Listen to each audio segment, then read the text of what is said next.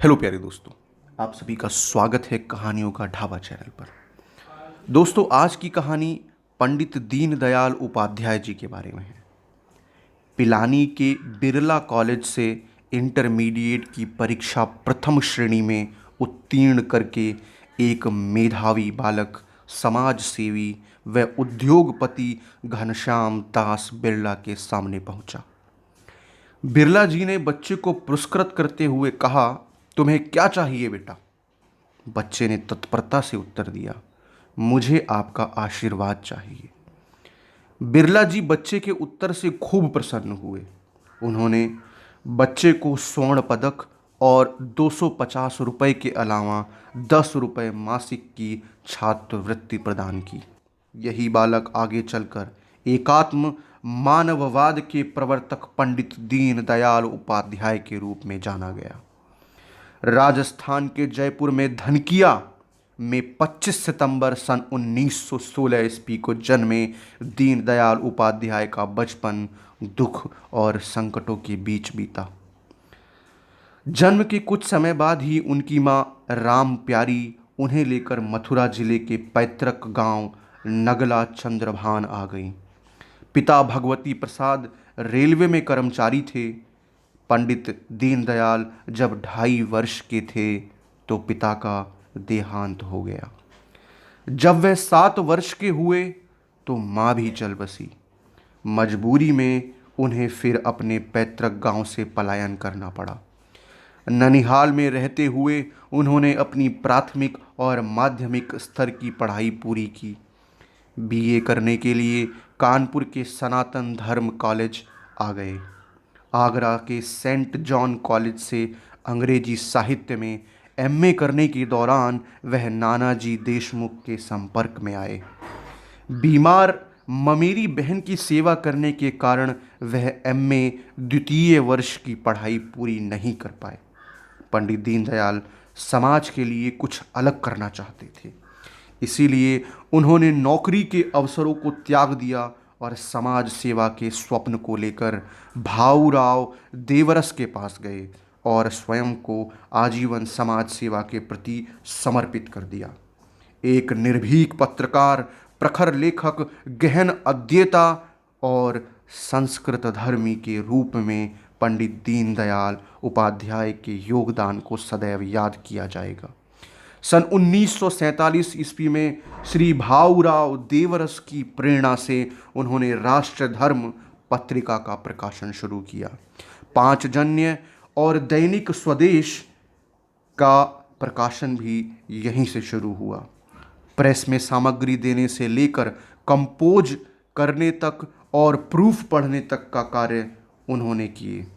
राष्ट्र धर्म प्रकाशन के प्रबंध निदेशक रहते हुए भी प्रेस का छोटे से छोटा काम करने में वह नहीं हिचकिचाते थे। लेखक के रूप में सम्राट चंद्रगुप्त मौर्य और जगत गुरु शंकराचार्य उनके प्रसिद्ध उपन्यास हैं। अखंड भारत क्यों उनकी प्रमुख कृति है। उनका विविध लेखन 15 खंडों में प्रकाशित हुआ है। विचारक व लेखक श्यामा प्रसाद मुखर्जी पंडित दीनदयाल उपाध्याय के बारे में कहते थे, यदि मुझे ऐसे 2 दीनदयाल मिल जाएं तो मैं देश का राजनैतिक नक्शा बदल दूंगा।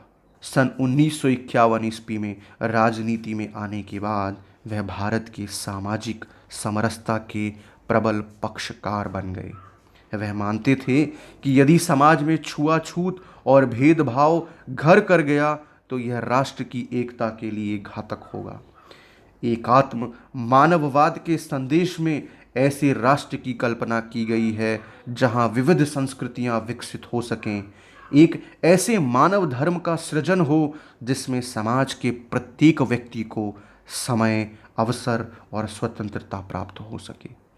इस तरह से पंडित दीनदयाल उपाध्याय एक विकसित व जागरूक राष्ट्र की संकल्पना देते थे। पंडित दीनदयाल उपाध्याय राष्ट्रीयता का आधार भारत माता को मानते थे। वह कहते थे, भारत माता से माता शब्द विच्छेद होते ही भारत केवल एक भूखंड रह जाएगा। देशवासियों का ममत्व तो माता वाले संबंध से ही जुड़ता है। पंडित दीनदयाल के चरित्र में उनके विचारों का अद्भुत समावेश भी दिखता है। एक बार वह वाराणसी से बलिया जा रहे थे। तृतीय श्रेणी के डिब्बे में तिल रखने की भी जगह नहीं थी। कार्यकर्ताओं ने उनका बिस्तर द्वितीय श्रेणी में लगा दिया। बलिया पहुंचने पर उन्होंने दोनों श्रेणियों के किराए का अंतर स्टेशन मास्टर के पास जमा कर दिया। महाराष्ट्र के डोंबिवली नगर में उन्होंने नगर पालिका की जीप पर बैठने से विनम्रता पूर्वक मना कर दिया। उन्होंने कहा कि मैं यहाँ निजी कार्य से आया हूँ, अतः नगर पालिका की जीप का उपयोग उचित नहीं है। ऐसे अनगिनत प्रसंग हैं जिनसे स्पष्ट होता है कि पंडित दीनदयाल उपाध्याय के जीवन और विचारों में एक रूपता थी। स्वदेशी वस्तुओं के प्रयोग के प्रति उनका आग्रह बड़ा प्रबल था। उड़ीसा के बाबूराव पालधीकर ने लिखा है, एक बार नागपुर में शेविंग के दौरान किसी ने मेरा साबुन उठाकर खिड़की से बाहर फेंक दिया। मैंने गुस्से से नज़र उठाकर देखा तो सामने पंडित जी खड़े थे। वह कहने लगे, जब देसी साबुन उपलब्ध है तो विदेशी कंपनी की बनी वस्तु क्यों प्रयोग करते हो? भाई नाराज ना होना, जब हम स्वदेशी वस्तुओं के प्रयोग का उपदेश देते हैं तो हमें स्वयं भी वैसा आचरण करना चाहिए, अन्यथा हमारी बात का प्रभाव नहीं पड़ेगा। पंडित दीनदयाल उपाध्याय सच्चे अर्थों में युग दृष्टा थे। मुंबई में अपने ऐतिहासिक भाषण में उन्होंने एकात्म मानववाद की व्याख्या प्रस्तुत की थी। उन्होंने कहा था, विश्व का ज्ञान और आज तक की संपूर्ण परंपरा के आधार पर हम ऐसे भारत का निर्माण करेंगे जो हमारे पूर्वज के भारत से भी अधिक गौरवशाली होगा।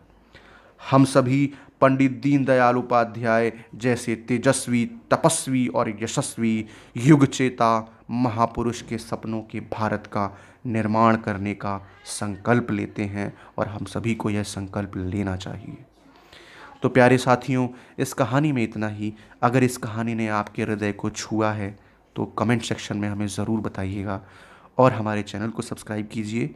हम आपके लिए इसी तरीके से शानदार कहानियाँ सदैव लाते रहेंगे।